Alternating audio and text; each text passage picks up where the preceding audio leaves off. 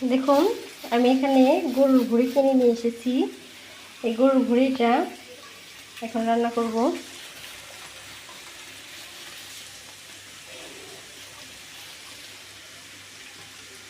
রান্না করা ভুঁড়ি নিয়ে এসেছি, এটাই আবার রান্না করে তারপর খাবো।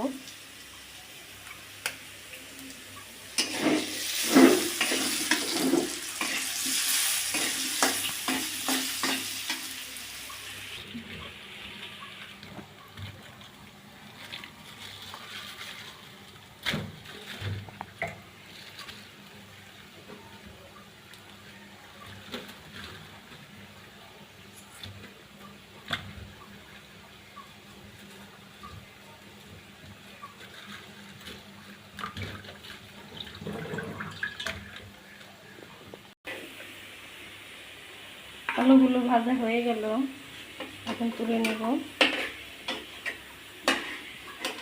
সব মশলা দিয়ে এই ভুঁড়িটা ভাজা আছে।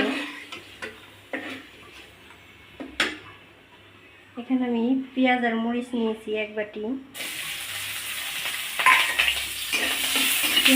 হালকা একটু ভেজে নেব।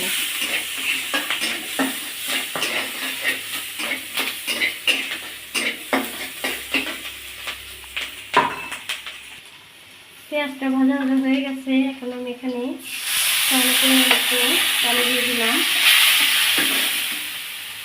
আর দিয়ে দিব গুঁড়ো মশলা। সব মশলা দেওয়া আছে, তারপরও অল্প একটু হলুদ আর একটু শুকনো মরিচের গুঁড়া দিব।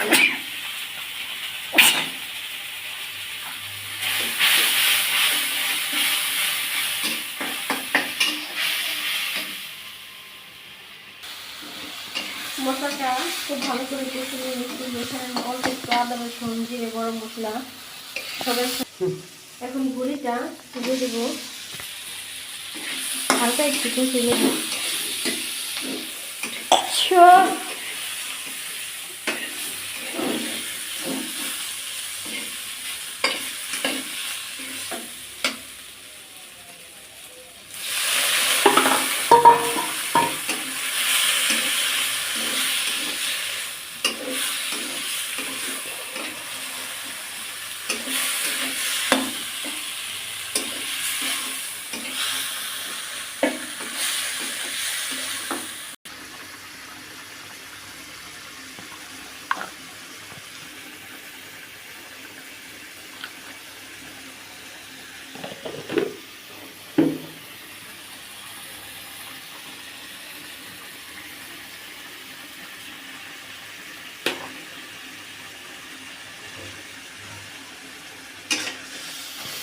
ভুঁড়িতে আমি সামান্য পরিমাণে একটু পানি দিয়েছি যাতে আলুটা খুব ভালোভাবে সেদ্ধ হয়। ভুঁড়ি তো রান্না করাই আছে, আলু সেদ্ধ হয়ে গেছে। আর একটু ভাজা ভাজা করেই নামিয়ে নেব। তারপরে এই মাংস টুকরোগুলো ভেজে নেব। দেশি মুরগির মাংস ভাজা খেতে খুব ভালো লাগে।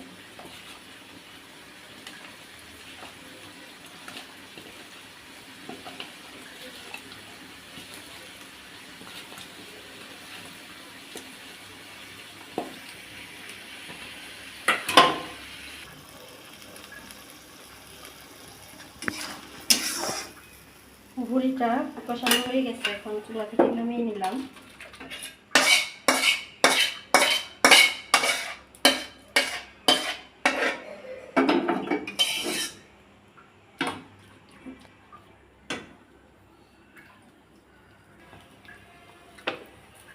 মাংস ভাজার জন্য কড়াইতে তেল দিয়ে দিলাম।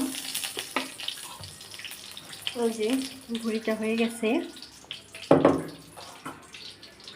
এখন এই মাখিয়ে রাখা মাংসগুলো ভেজে নেব।